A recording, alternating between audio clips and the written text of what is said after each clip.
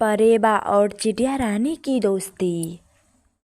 परेवा रानी और चिड़िया रानी के बहुत पुराने से दोस्त उन दोनों का चल रहा है। कहीं भी जाने का सफर होते हैं तो वो दोनों मिल के जाते हैं।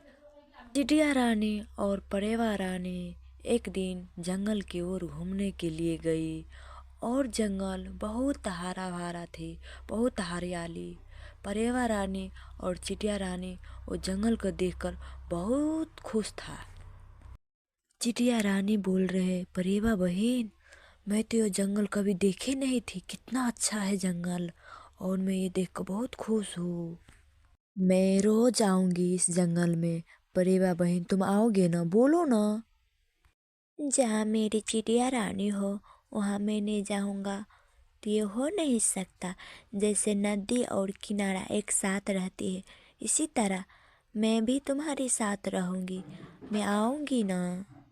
चिड़िया रानी और परेवा रानी दोनों एक आपस में बातचीत कर रहे और मजा से जंगल घूम फिर कर रहे हैं और दोनों प्लान बना रहे हैं, मैं रोज इसी जंगल में आऊंगी घूमने के लिए।